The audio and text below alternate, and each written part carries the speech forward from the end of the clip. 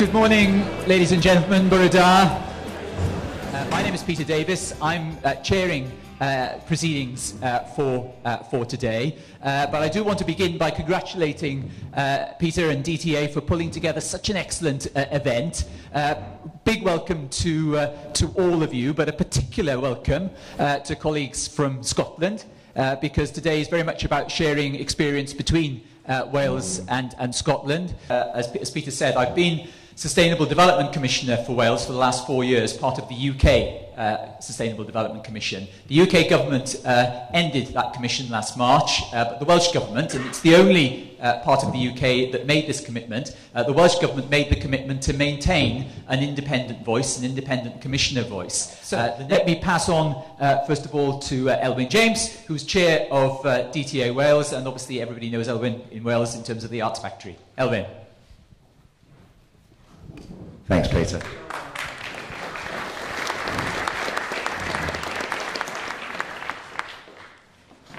Thank you very much, Peter. Good morning, everyone. I see some very familiar faces in the audience and a few less familiar faces. For those that I haven't met, my name's Elwyn James. I work for a development trust based in the Rhondda called Arts Factory, and for my sins, I'm also chair of DTA Wales. And we were thinking laterally about the whole topic of asset-based development. Like a lot of DTA members, we'd already developed a community building as an asset, and we were thinking, well, what's next? The conversation turned to how we might develop natural assets and then to renewable energy, and more specifically to wind farms. We might call community light, and you'll see in these categorisations some reflections of one or two of the remarks that Elwyn was making earlier. Sometimes the sums of money involved are much larger, perhaps up to £20,000 per annum, and you will find that a local authority or a community intermediary might help such a small community to understand what they might be getting and what they might like to do with it.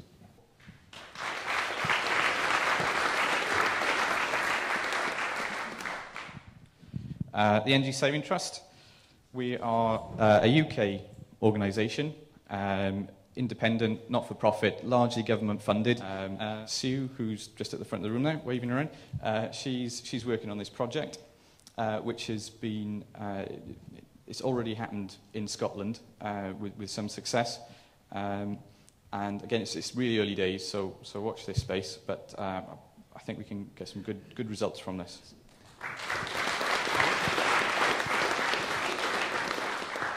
Good morning, everybody. It's a pleasure to be here. It's nice to see faces of some of the people I've just spoken to on the phone until now. It's also nice to see the sunshine, which we don't see very often up north. So, a little about Community Energy Scotland. We're an independent charity. We've been around in one form or another since about 2001, and we're here to do exactly what Elwyn was talking about earlier in terms of providing that hand-holding advice and a bit of financial support to help communities get these sort of projects on the ground. I absolutely agree that it should be possible.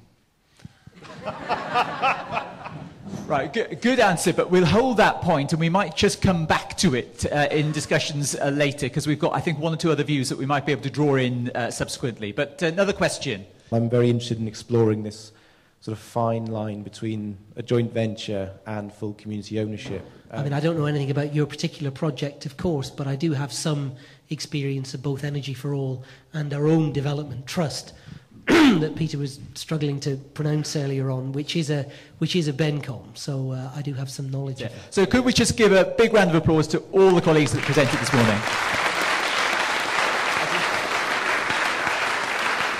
Now, we now have a set of case studies which are sort of short, sharp, and I'm going to emphasise the short, sharp to the presenters here. Good morning, ladies and gentlemen. I'm from the Isle of Gigha. Some of you may not even know where it is, or that we even exist. If I was at home and had this in front of me in the public hall, I would have the full inventory of the population in front of me. Anyway. Good morning, everyone. Yes, I'll be talking about the Huntly side of that, and I think that's one of the big attractions of our workshop, is that you get two for the price of one, and for the Scots that's very important, as you know. Joint venture for an 8 megawatt wind farm. So if you'd like to hear about that, come to our workshop. Thank you. Let's deal with this Ecopia Resource Exchange business first. For better or for worse, Ecopia is the name of our development trust. But I'm not here to tell you about that in detail, fascinating though the story is, but rather about our subsidiary organisation, which is Findhorn Wind Park Limited. Well, I feel a little bit like the outsider here today, the sort of token Sassenach, or is it Seisneg? I think there's an English person. I'm going to be talking about the work I've been doing on community shares for what I suppose might be the English government, mightn't it? DCLG, which is the Department of Community and Local Government, and Cabinet Office. Engaging as active people in those issues, because, you know, believe me, of all the issues that we face as a global society, this is right up there on the top list. It's going to be the big issue over the next 20 or 30 years. The value of their business so they can sell it on. They're not interested in the long term, they're interested in the short term. We've got to have a long-term solution for this. So, let me just start. I'll just explain a little bit about but that's mainly because of demutualisations of building societies and other friendly societies. It's because there's employee share schemes in large employers.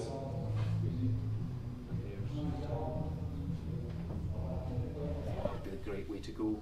But one certainty, philosophy. So that was, oh dear, that's going to be a bit difficult. Although we that in the community. In other words, you know, maybe we could put up boards in people's houses, you know, our own private grid.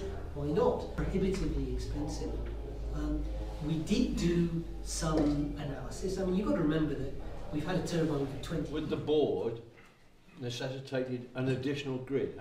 How was that? Or is it some the board senses where the electricity is coming from as to... Did you ever consider any further developments in sort of storage technology of any kind? We have the Unst Development Trust, in fact, that run it, and yeah, they have a couple of machines, and the last time I saw the guys... A wood burning stove, and that is all they use. Online. A lot cheaper.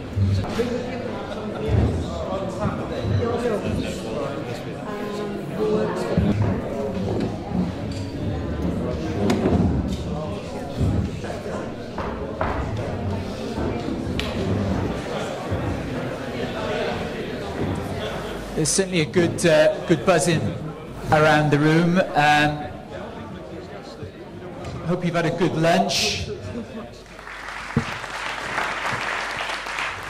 Thank you very much.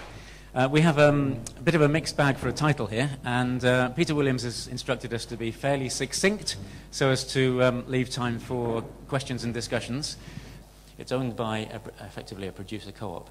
So again, if you were in the finance workshop, and again, right at the beginning indeed, we heard this difference between, on the one hand, the bona fide co-op, as it has been called. So this is where the benefit goes to the members, wholly owned co-op, and that's what this is, as opposed to the benefit for the community co-op.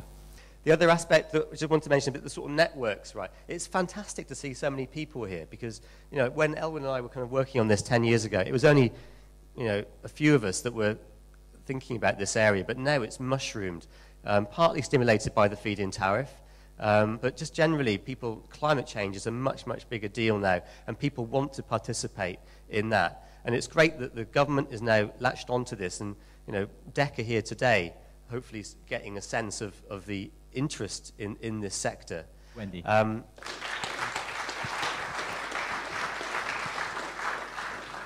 Thank you for that introduction, Peter. It's lovely to see you all here. Thank you very much for turning out to hear what we've got to say about what's going on in Scotland. To this point, we've heard an awful lot about the means of generating renewable energy power and the ways in which some of our communities in Scotland have got involved in the generation side of this agenda. Reasonably well, particularly on the West Coast Islands, some of which have got quite good sunshine hours.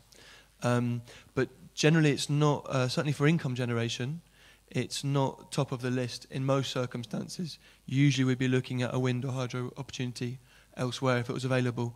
Yeah, my name's Keith Jenkins. I work for Cumclech Community First. We're actually based in the Rhondda Valley, next valley over from Elwyn.